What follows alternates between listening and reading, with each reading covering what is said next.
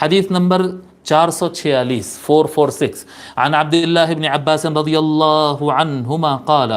قال رسول اللہ صلی اللہ علیہ وآلہ وسلم من لزم الاستغفار جعل اللہ له من كل هم ومن ضیق مخرجا۔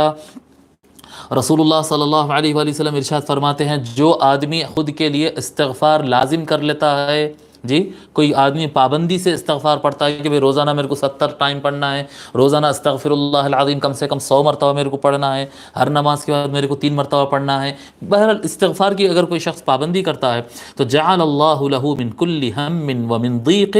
من كل هم ومن ضیق مخرجا، تو اللہ تبارک و تعالیٰ اس کو ہر ٹینشن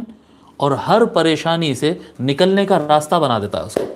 اللہ تبارک و تعالیٰ کے استغفار کی جو پابندی کرتا ہے، اپنے گناہوں کی بخشش طلب کرتا ہے، اللہ تعالیٰ اس کو ہر پرابلم میں سے نکلنے اور ہر ٹینشن میں سے نکلنے کا راستہ عطا فرما دیتا ہے، اور فرمایا وَرَزَقَهُ مِنْ حَيْثُ لَا يَحْتَسِبُ، اور اللہ تبارک و تعالیٰ اس کو رزق ہر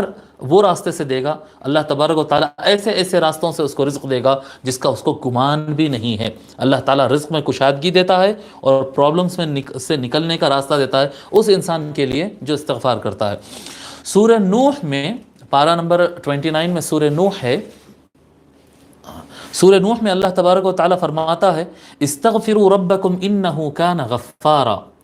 اپنے رب سے مغفرت مانگو، بے شک تمہارا رب مغفرت کرنے والا ہے، خوب گناہ بخشنے والا ہے۔ یرسل السماء علیکم مدرارا، اللہ تعالیٰ فرماتا ہے یرسل السماء علیکم مدرارا، تم پر آسمان خوب برسائے گا، یعنی خوب بارش۔ استغفار کرو اپنے رب کی، اللہ تبارک و تعالیٰ تم پر بارش برسائے گا۔ جی جب بارش نہیں ہوتی ہے تو استغفار پڑھنا چاہیے۔ یرسل السماء علیکم مدرارا ویمددکم باموال وبنین، اور اللہ تبارک و تعالیٰ تم کو مال بھی عطا کرے گا، اگر تم استغفار کی پابندی کرو گے تو تم کو مال بھی عطا فرمائے گا، اولاد بھی عطا فرمائے گا۔ جن کو اولاد بھی نہیں ہوتی ان کو بھی کثرت سے استغفار پڑھنے کی ضرورت ہوتی، استغفار کرنے کی ضرورت ہوتی ہے۔ یرسل السماء علیکم مدرارا ویمددکم باموال وبنین ویجعل لکم جنات، اور اللہ تبارک و تعالیٰ تمہارے لیے باغات بنائے گا، ویجعل لکم انہارا، اور تمہارے لیے کئی دریا اور نہریں بہائے گا۔ سو اللہ تبارک و تعالیٰ بڑی کشادگی اور بڑی خوشحالی عطا فرماتا ہے اس انسان کے لیے جو استغفار کی پابندی کرتا ہے۔